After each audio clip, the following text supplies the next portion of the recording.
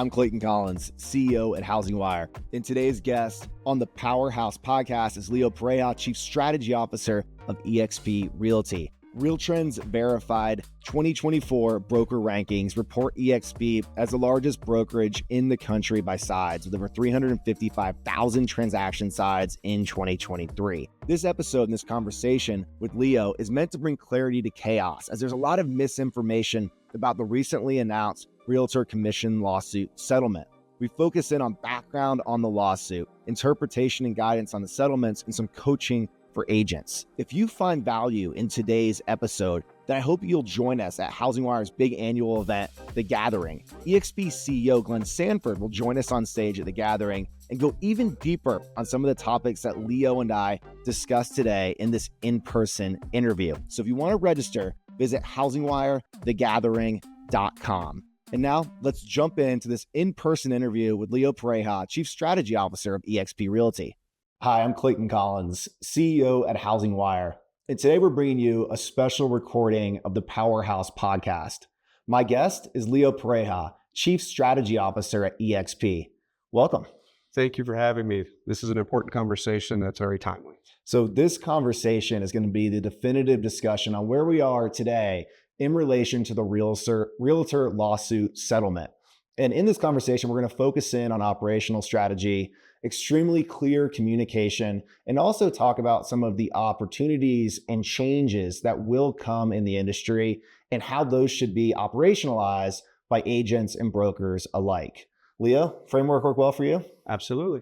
All right, awesome. So Leo, I want to kick off with why you are kind of uniquely qualified to have this conversation today and be the guest that helps us kind of set the framework for the definitive discussion on this settlement. So can you give us a glimpse into your background, starting from your days as an agent and how you evolved to the executive role you play today at eXp? Yeah, no, gladly. So I started as an agent at the age of 19. So I say I was born and raised into the industry.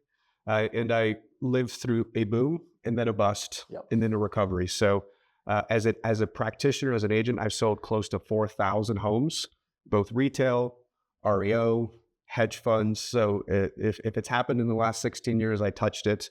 And I've seen massive shifts in both interest rates, supply, demand.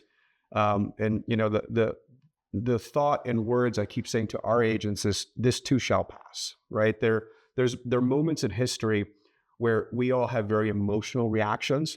And the one thing I've learned across my decades in the industry is, you know, we can't control what happens, but we can control how we react to what happens. So, you know, there's some folks that are very upset. There's some folks that are excited. But the reality is, if these are the new rules of engagement, and I say if because the judge needs to ratify, the DOJ needs to opine. But if these are the rules that we're going to unpack today, we can only move forward to serve customers in the most important transaction of their life. I think this is a very different challenge than what we faced in 2007, 8, 9, and the years that followed the great financial crisis. But for the people who went through that period, the understanding of how to adapt to change is something that's built into our DNA. And when I initially talked to Steve Murray, the founder of RealTrends and one of our senior advisors at HousingWire, about this settlement and what would happen in the industry, one of the first things he said is 48 years in this industry, and I've seen some brokers and agents adapt to change, and no lack of confidence at all that this industry, like it has done before many times, will find its footing and determine the path forward that works for the homeowner, the consumer, as well as the agent and the broker. So Leo, you started your career as an agent. You went on, you've led a tech company, and now you're in an executive role at eXp. Tell us about that evolution. Yeah. So, you know, again, each chapter of my career led me to the next one. So after the financial crisis, I actually started a pretty large private lending fund, and based on the shifts of Dodd-Frank and CFPB. And so I adapted quickly. And as I started building that business, I needed public record data, which then led me to the next chapter in the tech business. And after I exited those businesses, I got a call from Glenn Sanford to join the executive ranks. I had actually made the mental decision to probably get out of organized real estate. Building the tech company was the hardest thing I've ever done for many, many reasons. But when I understood the model and the opportunity, I got excited to stay and organize. You should know, as all of our listeners and guests do, you don't get out of real estate. It's the industry that holds on to you, and you stay for a long time. All right. So on that, Leo, let's transition to talking about the settlement. So I want to go through some of the key points of the settlement and then to kind of set a guide for how we talk about operational action. So can we start off with when was the settlement announced and what's the timeline for what we expect from here? Yeah, so we all found out on Friday, March 15th, and we can almost set that as the before and after date. Yep. Right? Again, it has not been ratified by the judge, and the DOJ could still opine, but the targeted date for implementation is mid-July. And, the first things to make sure is who does it affect, right? So it more notably, who it doesn't cover, which are the Home Services of America agents and brokers. But outside of that, every licensee individual dues paying member of NAR, including all my agents, including the other 94 independents that were not covered per the release, the agents themselves are released, but even like ours, we're still currently litigating, and I can't comment on ongoing litigation, but the agents themselves are not released on the seller liability. Interesting. Do you know the significance of the period we're in now, where July was announced as a date where implementation must be made? Yeah, no, I think that's the very, confusing portion of time we're in.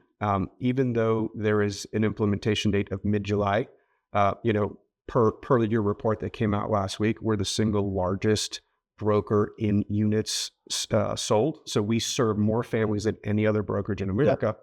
And so I feel like we have a very large megaphone of feedback loop.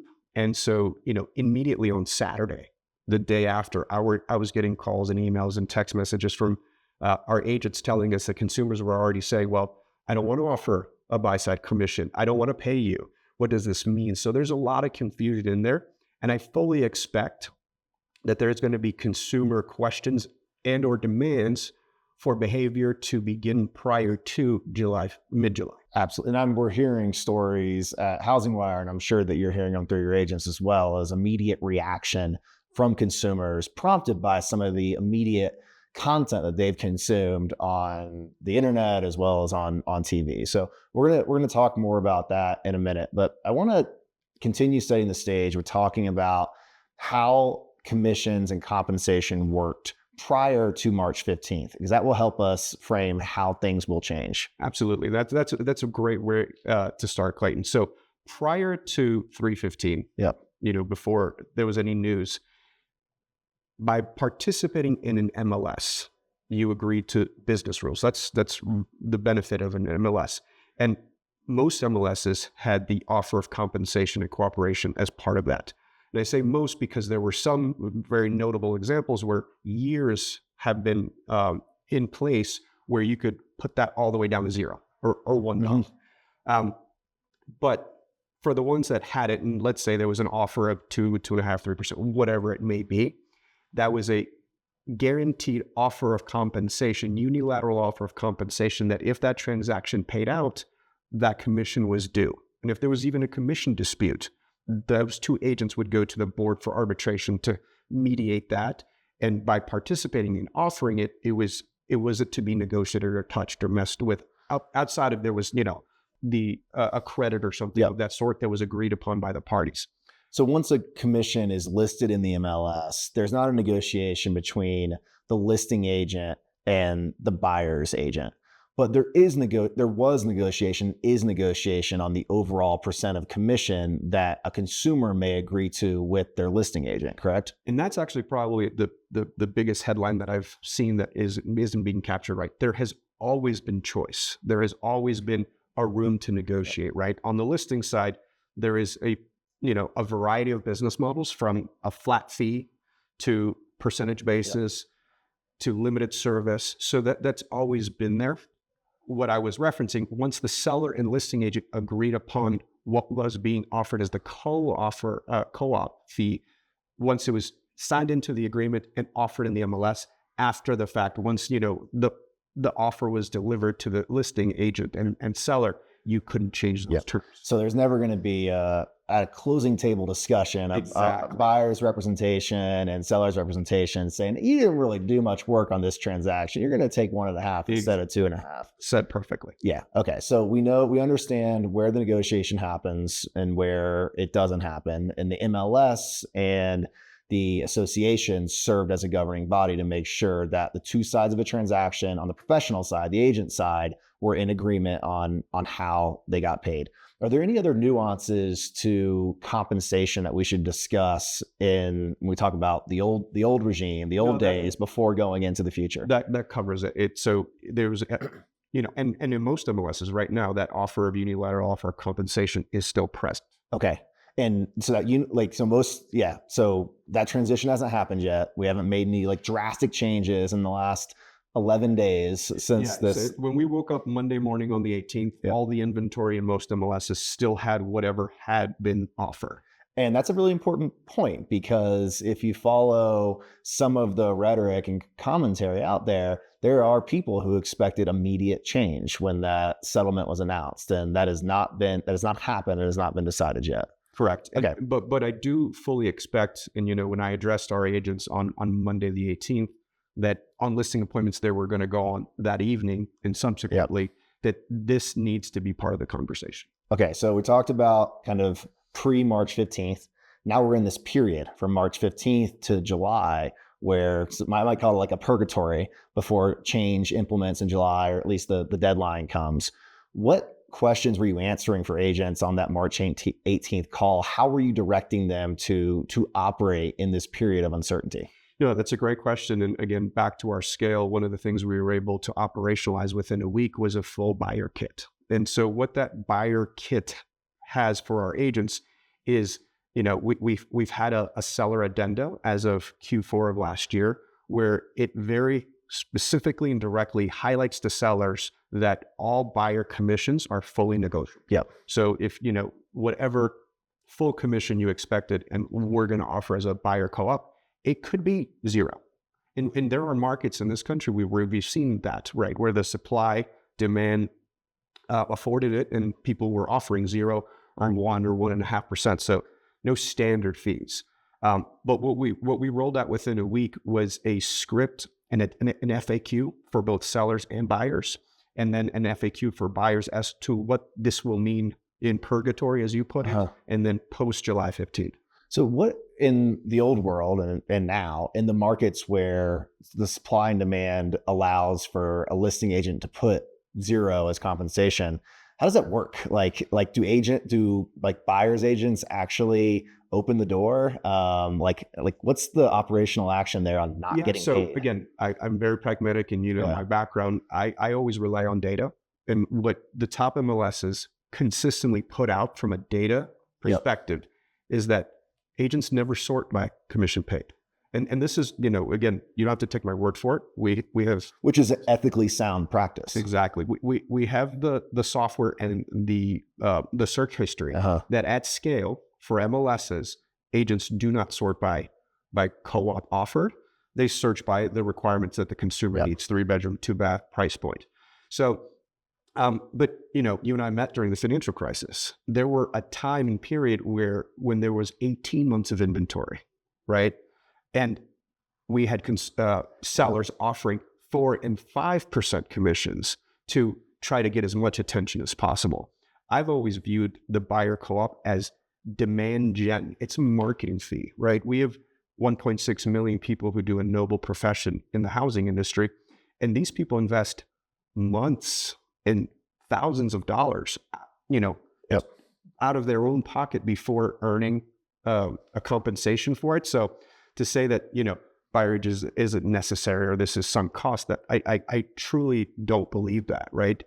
The offer of compensation, in my opinion, is demand gen lead that the buyer or that the seller and the listing agent are offering to market that property. Okay, that makes perfect sense. So we're in this purgatory land. We're figuring out what happens in July, but agents are going out and having listing appointments.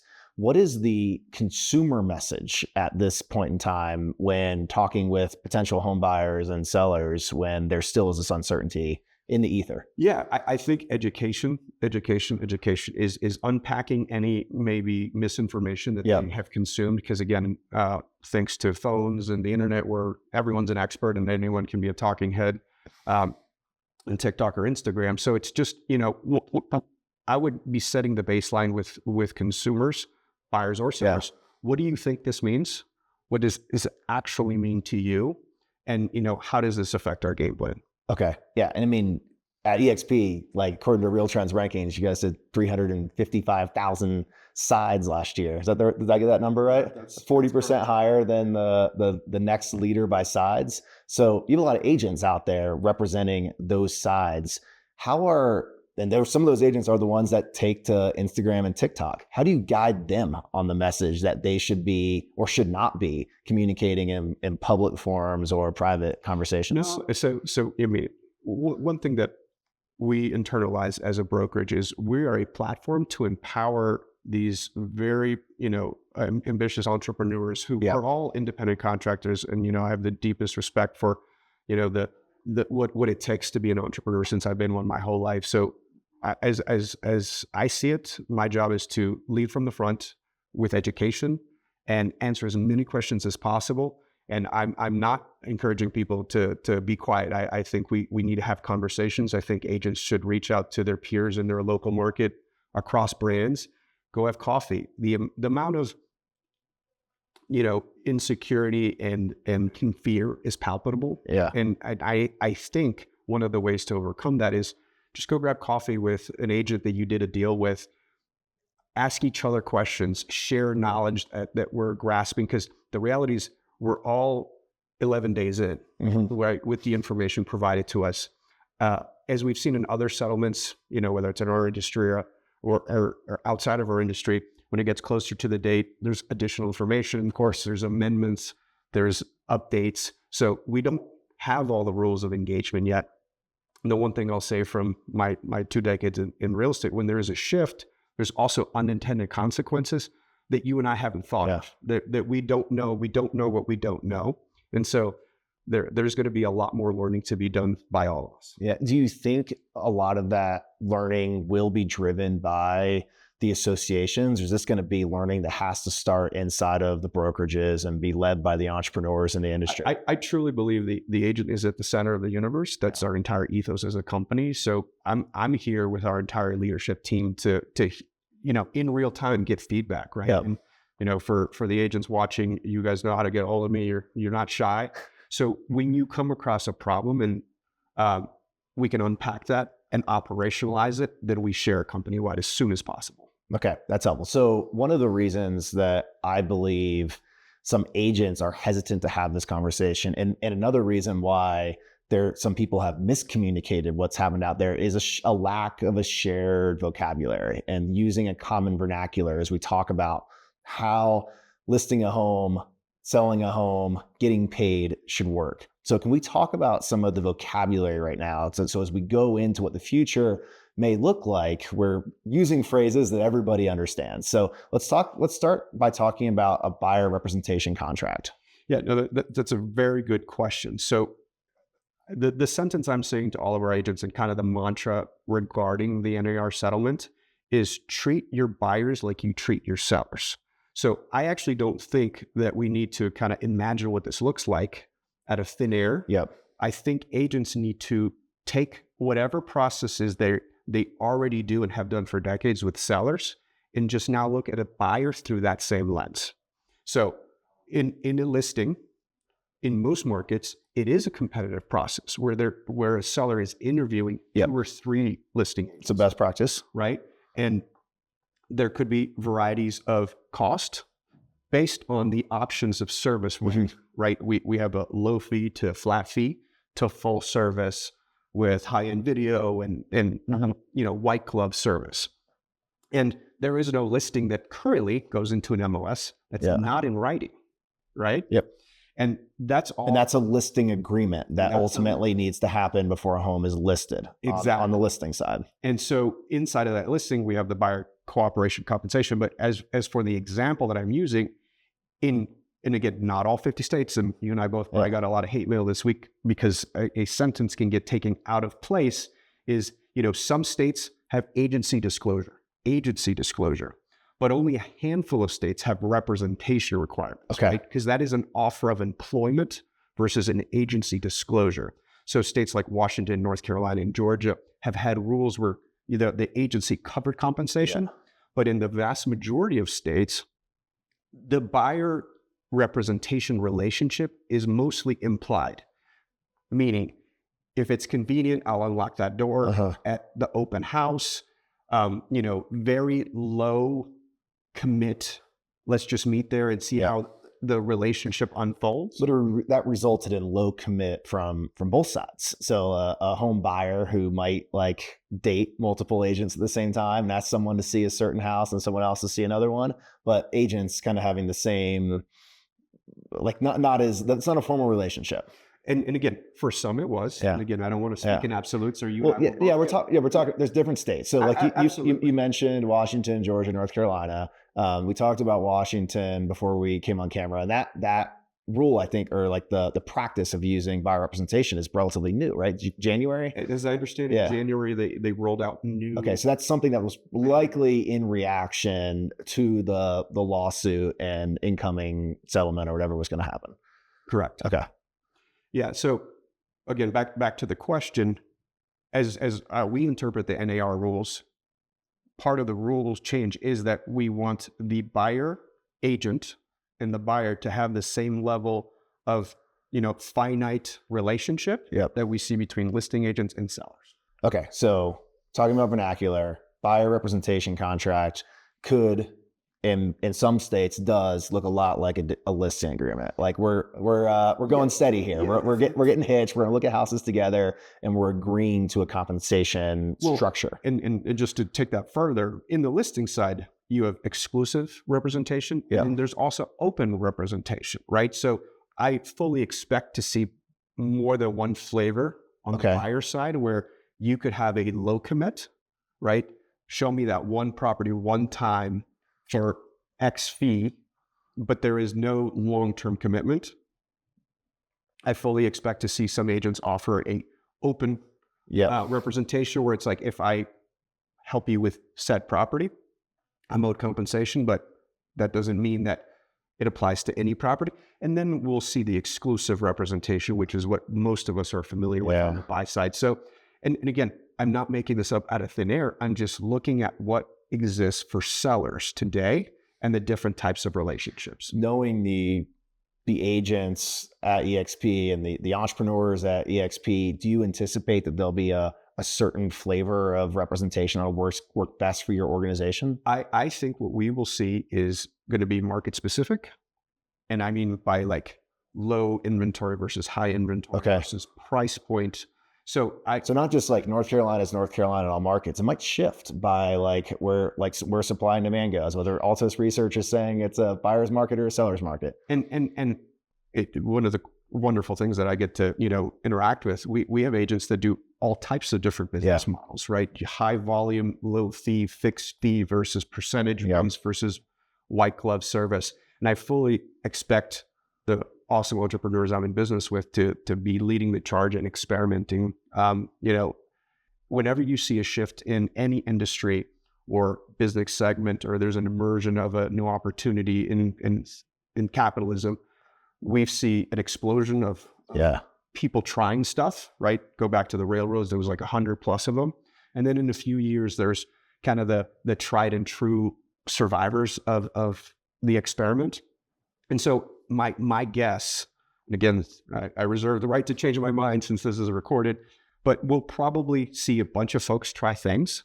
And then, water always finds the lowest point of gravity. Whatever is the best thing for the consumer and the practitioner who pursues the consumer's needs will probably win. And my expectation is to see 2, 3, 4 different models that, the brokers of the future will support based on what, capitalism decides is the new way of doing things. Talking about knowing your value, demonstrating your value, selling your value has been a concept that's existed in real estate for a long time. And I think that some agents have been their value has been underappreciated. How do you think the process of demonstrating value will impact agents and how they interact with buyers? Yeah. So again, going back to my sentence, it goes the same way. I think agents, whether they're new or seasoned, are very good at articulating the value they deliver to a seller. And I just don't think that most of them have consciously developed either that script, that presentation, that muscle to articulate value. Again, I born and raised in this industry professionally, and so I'm quite confident that the expert guides that they will figure it out rather quickly. But it's going to be a combination. Like NAR has a great document with the 105 things buyers agents do in a transaction. And most of us take for granted what we do every day because we do it in our sleep. But it's our job as professionals to be able to articulate that, to explain that, to put a dollar to it. And I would also encourage them to be flexible and test new models to support consumer demand. When you look at the RealTrends Verified rankings, it becomes pretty clear there's a lot of different business models and how brokerages and teams and agents run their business. And you just wonder, how the heck does that brokerage do X? And you go, okay, different model. I got it. Kind of like you were talking about back in your wholesale days. So different models. So, but when you talk about agents, especially like if I'm at a neighborhood barbecue or like in the neighborhood, like an agent's an agent and is an agent. And I don't think most consumers understand the different areas of strengths. So do you think agents will have to start putting themselves in a little more of like a box and like telling people, hey, I'm the full service gal, I'm the low cost guy, and like it actually being more market facing with this is what makes me unique, instead of with a lot of positioning today has been like, I serve this neighborhood, it can help everybody with their needs. So again, time will tell. Yeah. My guess will be that the agent of the future can actually have multiple offerings even in their own practice, right? So you do not want to turn away, because again, a consumer that's highly educated, maybe have a financial background, has purchased 2 or 3 homes, maybe needing less services than a first-time home buyer who's doing FHA and getting a down payment assistance program from the county.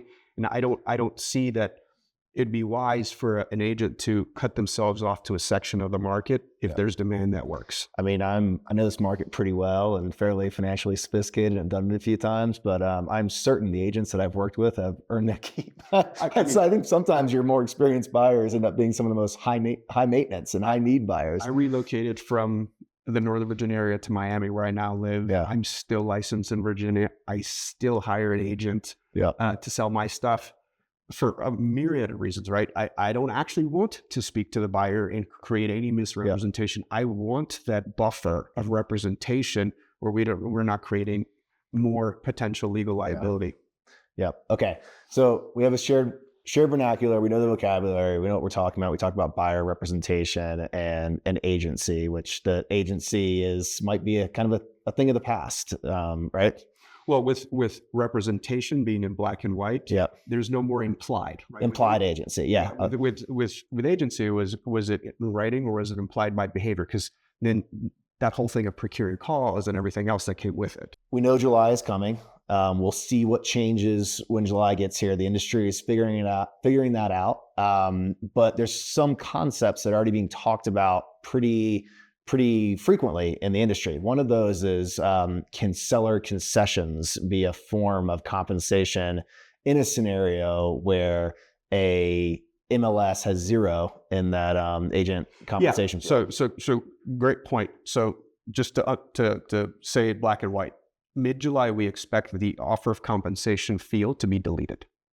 And we expect either through comments or a field in the MLS for a seller, if they so choose to, inside of their listing agreement, to make an offer of concession. And a couple things to really unpack there. One, a seller concession could be used for any myriad of reasons, right? Buy down points in this interest rate environment, pay closing costs, pay for an HVAC repair, or for the offer of compensation via the buyer agreement. So I would expect to see seller agrees to pay X to EXP Realty. And so how that gets worked into the settlement statement. But the most important thing people need to take away from this, if this is the only thing they take away from this conversation, is that that is no longer a unilateral offer of compensation. So I'll give an example. If a $500,000 listing today has a 3% buyer co-op, that is due upon closing, whether it sells for 500, 450, 400, that 3% is on purchase price. So post mid-July, there's a $500,000 listing, and the seller chooses to offer a $15,000 seller concession in the MLS as advertised. Okay. If the buyer's agent does not put that into the contract in black and white, and it's agreed upon by all parties, there is nothing they can do about it. And think of it more as a fixture in a contract today. There is a listing advertised. Fixtures convey no matter whether they're put into the contract, like the toilets and the showers. But if the washer and dryer or the stove are not explicitly written into the contract, the day of settlement, you can show up and they're missing. You know, there are lots of oral agreements across these 50 states that are enforceable. We have a statute called statutes of fraud, specifically for real estate, that if it's not in black and white, it does not matter what the oral agreement was. So think of this as a flooring credit, an HVAC credit, any form of credit that we currently are used to and accustomed to seeing in real estate. And just think about it. We see offers of an inducement for a behavior in commerce across, come buy this car on the July 4th weekend, 0% financing. Well, that now needs to be worked into the deal. So back to the example of 500,000, if someone lowballs at 450 or 4.25, that seller may say, okay, I'll accept that price, but I may not be offering that credit anymore. Okay, understood. All right, so in the, so make sure I fully understand concessions. How often are those in the listing agreement versus negotiated in the, during the sale process? So the one stat I do know definitively, the largest MLSs in the country for the last 6 months, because I called them and said, what percentage of transactions have seller concessions? And it's north of 50%. And so that's north of 50 in the actual transaction, but not always disclosed at time of listing. Correct. So if there's going to be a concession that may be used for compensation and there's a field in the MLS, we might expect more concessions being worked into the listing agreement so that transparency is there from the very beginning. And where, some headlines say they expect to see price drops, which I don't at all. But let's say a property was advertised at X and someone counters by increasing the purchase price by Y, is how it could be worked in. Okay. All right. That makes perfect sense. All right. So let's go in a little bit. Now, you mentioned this earlier in the conversation, but I want to come back to this since I think agent communication is one of the cornerstones of why we're having this conversation today. So in the YouTube video that you did with your VP of operations at EXP, Holly, correct? Mm-hmm. You talked about treating buyers like sellers. Can you go deeper into that? I know we covered a little bit. I want to kind of go back through that again and talk about how you expect your agents to start that conversation with a potential buyer and the path that they may go down as entrepreneurs and agents. Yeah. So pre 315, we'll refer to it going forward. And again, I'm not saying it as absolutes because I will get some messages from you guys saying, I always got buyer rep. On the whole, very large percentages, the relationship was somewhat implied. Meaning it was not formalized through a buyer representation agreement. That stops. We have to have that spelled out just like we do with listings, right? So I would implore every agent who is a little confused or stressed and just say, what do I do for sellers? I set an appointment. I'm very often in a multiple competitor situation where you have to differentiate your value through either service, price, experience. Execute an agreement between the parties where you defend your cost to the value you deliver. And again, I'm being very clear that could be across a very large scale, right? Lower fee, less services rendered, which is completely okay, depending on the customer you're serving. Higher service, white glove, very full service, will probably have a higher price tag to it. And we'll probably see people try a whole bunch in between.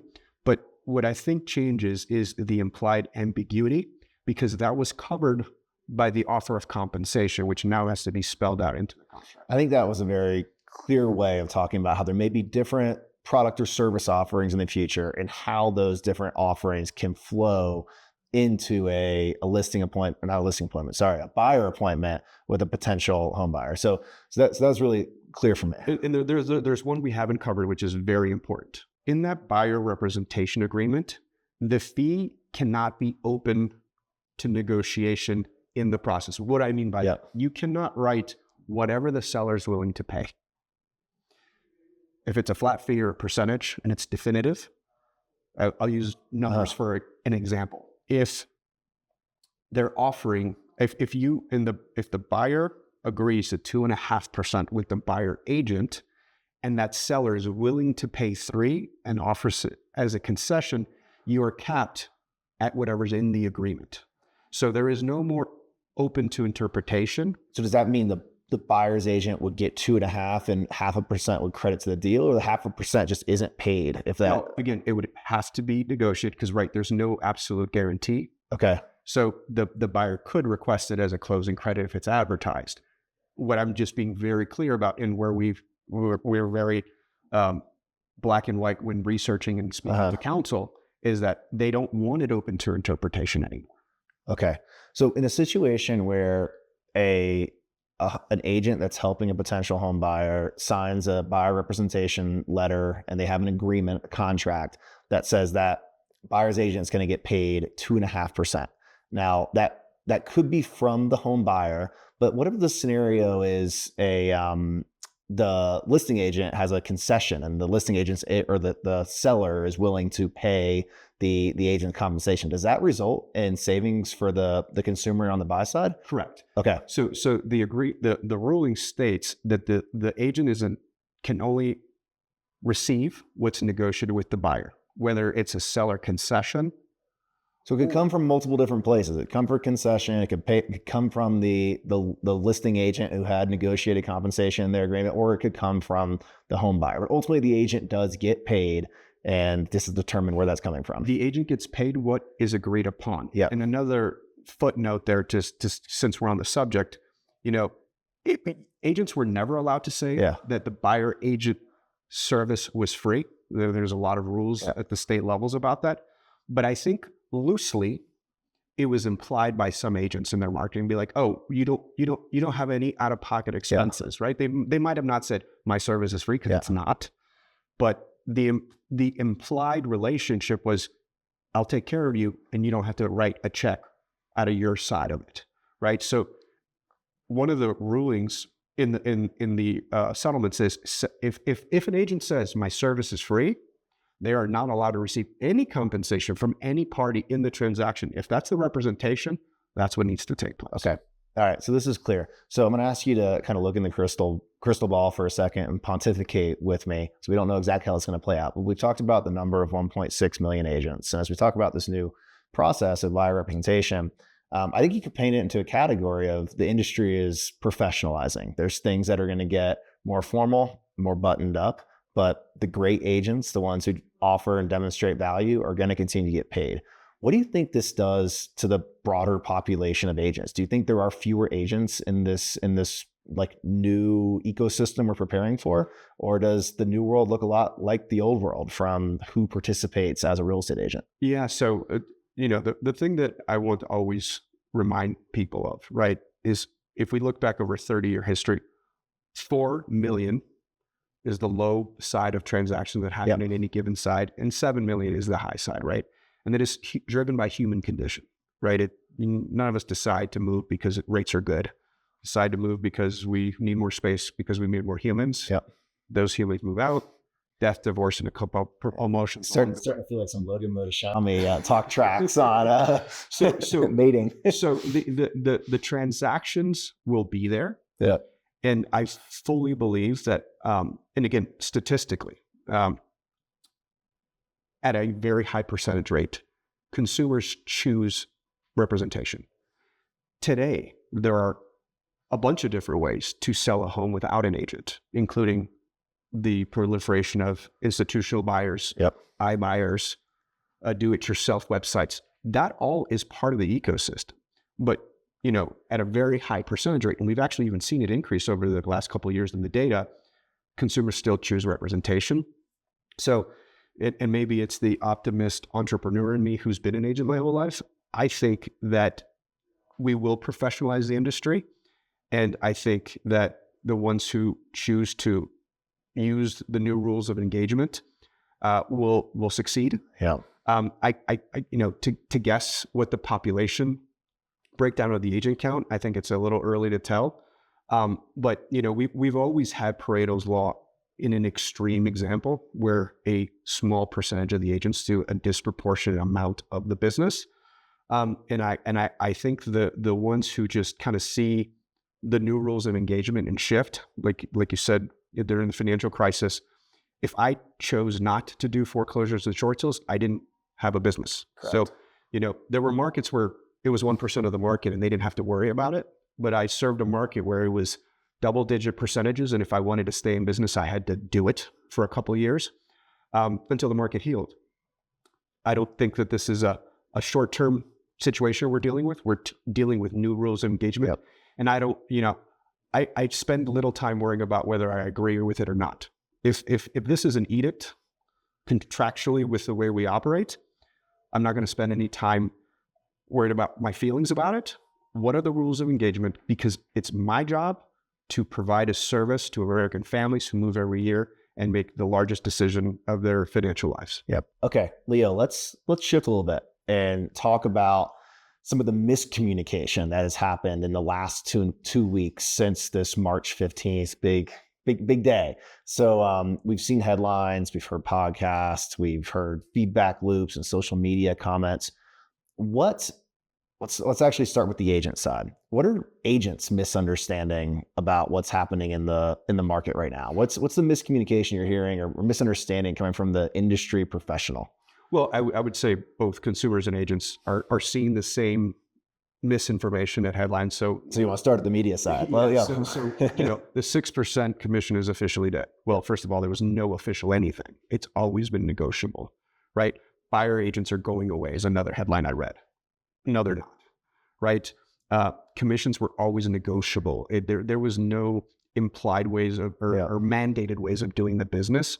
And so I think everybody just needs to stop, read what's being said, and then compare it to the information they're receiving from their brokerage or their local association. Because I think in the last 11 days, we've seen a very nimble industry react and say, okay, let's unpack that. Let's see. There's a lot of confusion. There's a lot of folks who are paralyzed. But I'm witnessing folks across the space step up and be leaders and figure out a path forward, because regardless of what our industry is doing, we serve, homeowners in a very important process in their life. So despite folks like you and I and informed agents talking about the fact that commissions have always been negotiable, the headlines continue. And the commentary from, God, man, it's like everybody. It's from like the leadership of our country down to early career reporters and everybody in between. I'll give credit to someone like Nicole at the Wall Street Journal, who I think internalizes it. And I spoke to her earlier and really puts out very, data-driven information with really good context. And as time moves forward and we see this get implemented, pragmatically, we will just see it unfold and the media will catch up. Yeah. So I think one of the things that's happening in media is trying to apply an industry dynamic to a consumer impact. So like what's media getting wrong about the consumer impact? Yeah, no, that's a good one. I saw a headline that says prices are going to drop dramatically and, the affordability is coming back. That can't be further from the truth, right? The price of homes is a math problem based on inventory and affordability, and commission plays no part in that, right? in the total cost of a transaction, it is a very small percent. And so I think that's just factually incorrect. And that's part of the education the consumers need, or agents need to pass down to their consumers, because of this pivot in the way we interact with each other as agents, I think has no bearing on cost of ownership. I think so you talked about the equation. I've always talked about inventory, demographics, and interest rates as being three core variables in the mathematical formula that leads to cost of home ownership, but also monthly payment.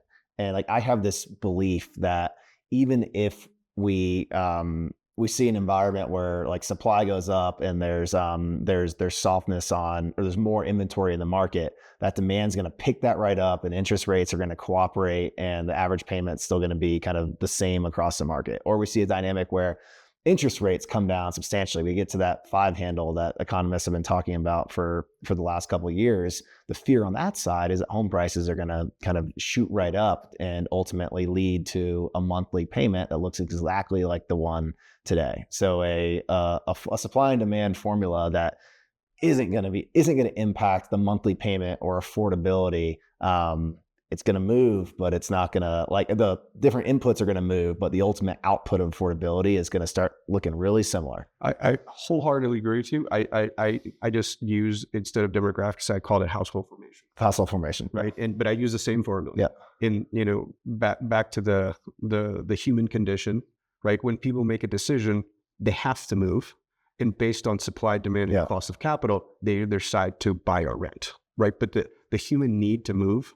If your wife is pregnant and you live in a 1-bedroom, you're going to figure out how to get into that 2-bedroom. So the affordability portion is what affects in there. But yeah, that's probably the biggest headline I've seen that I just shake my head at and say, I just don't even understand how they're coming up with this. Okay, so the first big misunderstanding or miscommunication we talked about was the negotiability of commissions. Then we talked about some of the consumer confusion on pricing, and that like the lack of commissions or a change in how agents are compensated might result in lower home prices, which we disagree with.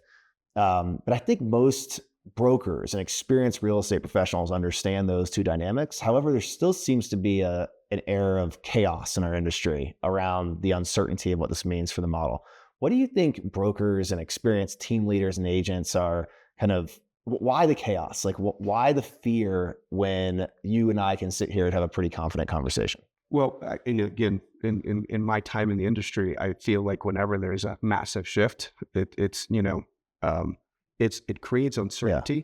And so if we've been doing it this way for as long as we've all been in the space functionally, this is a pretty big shift. It's not like interest rates went up, and we just have to figure out. Maybe I spent too much time on the mortgage side, and I'm like, oh, interest rates just shut up. This is nothing. Like the rise from 5 or 3% to 8% was no, and you're true chaos right. Point. And just that is underplayed. That was the first time in American history where rates went up that fast and that quickly, ever since we've had monetary policy.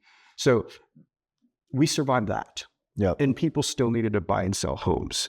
And agents, some couldn't thrive in it. The last year was a very hard year because we had a low watermark of 4 million transactions, which is, 40% off years prior. So in a way, and again, I do not want to downplay the implication of this. And that's why I think you're referencing this palpable fear and chaos, because it is meaningful change that none of us have operated under with at scale.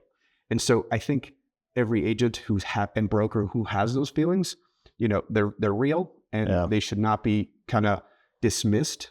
But in moments like this, I think you just need to make a decision. Is this the profession I still want to participate in, and the industry I want to participate in? Again, forget your opinions as to whether you agree or not. If these are the new rules of engagement, how do I articulate my value proposition to the consumers I serve and render, my service? So an agent commits, they're staying in the industry. What advice do you have for going back into the market with the right mindset and the right confidence level to inspire confidence and consistency with home buyers and sellers? That's a great question. I would advise any agent to look at their digital footprint and how they are received and communicate to the market. So what do I mean by that? As a listing agent, we do really good on demonstrating past performance, right? This is the portfolio of homes I've sold in this neighborhood, in this zip code, in this category. And this is why I'm the person you should, new construction, investor grade, first time home buyer, neighborhood expert. You articulate that very clearly through a presentation and through direct marketing to get to those folks. We're now going to be in a world where you're going to be able to say, hey, I helped X amount of buyers last year in a competitive situation where, we didn't have to make 17 offers. We were the first one because I have expert negotiation experience. And this is the proof, the social proof, right?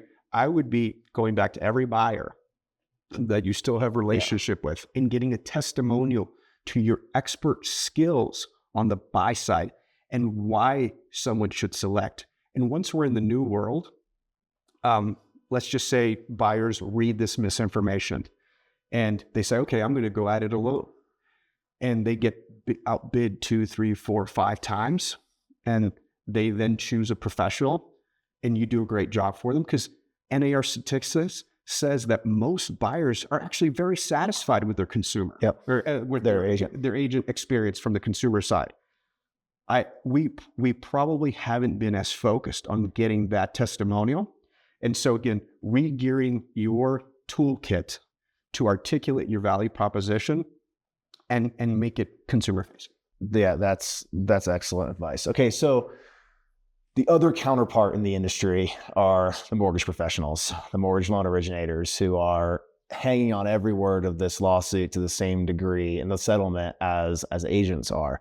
There's a lot of talk in mortgage about how they should support their agent partners, how they can support the transaction, misunderstandings about how concessions might play into compensation. What do you want loan originators to understand about the settlement and how they can continue to support a housing ecosystem with easy financing and close and great outcomes for agents and consumers? Yeah, so the number one question I received post-settlement in those initial 48 hours were from veterans, right? So veterans, the VA loan's very specific of what a consumer is allowed to pay for as a borrower. So two things I expect to see. I expect to see the housing side, which is extremely nimble and already survived trend and all the stuff that came post financial crisis with Dodd-Frank, QRM, and CFPB. I expect evolution to match the behavior. So I don't actually know what that's going to look like tactically because we're 11 days in. But as an example, I could see FHA and VA coming up with language that's very specific to say, if the addendum says seller credit paid to, that doesn't affect the amount of concessions the buyer is allowed to receive for legitimate buyer closing costs. Because if we look at pre-315, the seller was allowed to pay the buyer commission on the representation on the other side of the HUD-1. So why wouldn't very specific language continue to allow that? And, there's lots of talk of maybe products that come out that allow the seller to finance or the buyer to finance the compensation they want to offer to their agent. And maybe that's an evolution that we see. But, the LO to realtor relationship is a very powerful bond because you're both expertly guiding that purchaser to their closing table. And so I think LOs need to stay as aware and educated. And a lot of the messages I've gotten in the last 11 days are from LOs to say, how do we stay on top of that? I've heard folks offering to attend that buyer consultation with their realtor partner to help edify and solidify that value proposition of working with professionals. Yeah, one of the concerns that we've heard come up a lot on the loan origination side is the world of buyer leads. And if the way the agent's getting compensated on the buyer side, are LOs still focusing on getting buyer leads? Does the order of operations change and who talks to a potential home buyer first, the LO or an agent? That's been a confusion point and a point of a lot of conversation in the mortgage community. No, and I think it's going to continue to be through that, you called it purgatory, that kind of messy middle.